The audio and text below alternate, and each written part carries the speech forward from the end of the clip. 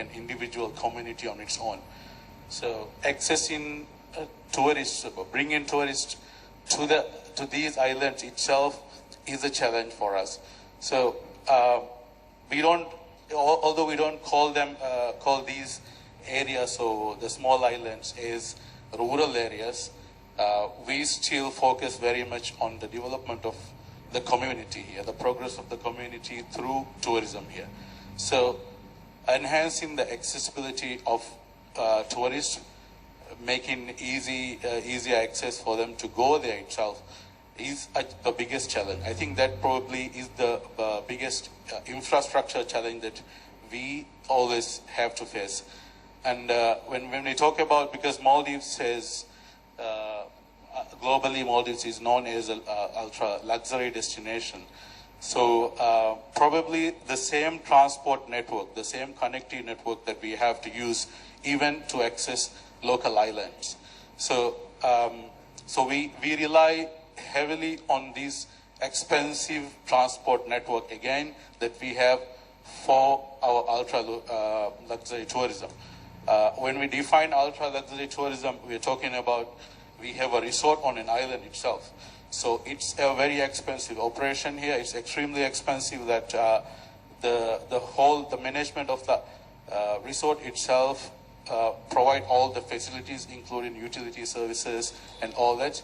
So again, so there's a heavy charge on flights, or even if you take transport by sea, it's very expensive. So this expensive movement of people to the local islands, I think, is the biggest challenge for us to development of the local community in tourism.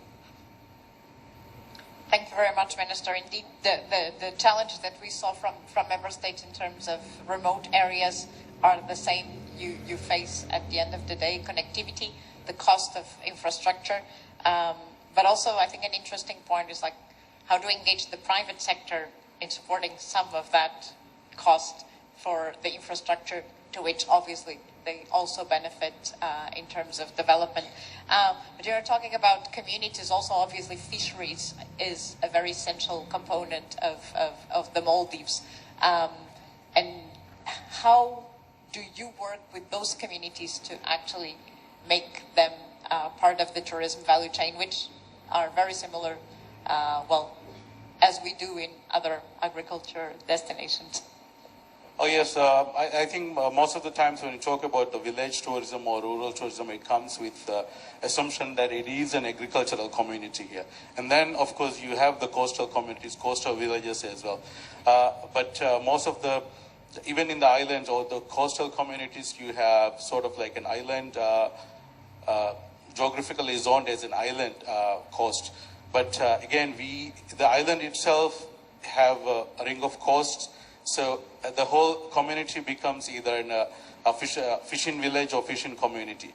So the tourism development comes, whether it is in a luxury resort, it comes, fishing comes as sort of like a core activity in their services. So we have in these islands, in